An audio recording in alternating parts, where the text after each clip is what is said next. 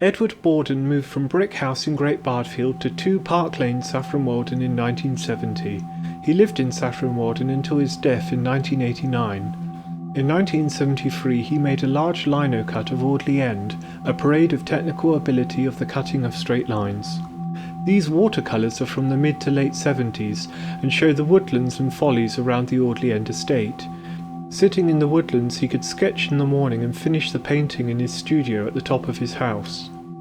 In the latter half of the 1980s, Bawden was getting older and his world was getting smaller.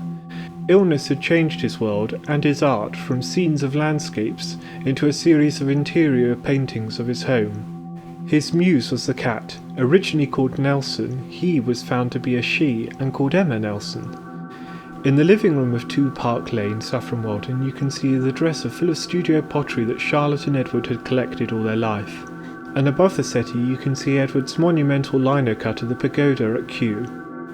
In this photograph you can see a different view of the sitting room. The woodcuts on the wall are by Paul Nash, the bay from 1923, and a series of woodcuts from the Book of Genesis.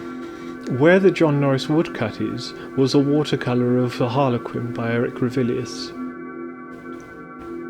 On the wall here we can see a portrait of Edward Bawden by Phyllis Dodd, and in the corner you can see the valet mirror stand that Bawden later painted in a watercolour with a rosebud.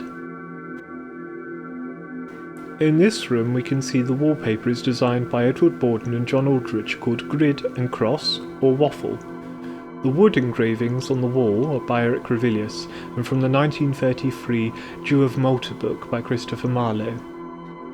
In this watercolour, called Cat Among the Pigeons, you can see Emma Nelson sat on the stairs on the right, and the wallpaper is called Wood Pigeon, printed by the Kerwin Press in 1927. At the end of the hallway, thanks to the photographs taken, we can see a Chagall print. Here is Bawden's printing press in a library. When he had moved from Brick House, Charlotte had just died, and Edward is said to have sold many of his books in grief. He spent the rest of the years of his life in bookshops trying to buy them back. We can see Bawden in his studio as a self-portrait and as a photograph of him in situ. In the watercolours of his studios we can see various paintings of his tools. And here is a watercolour of the lino block for Play With Me, a linocut that the Fry Art Gallery have turned into a cushion. I can show you the last linocut that Edward Bawden was working upon, a print of Poseidon.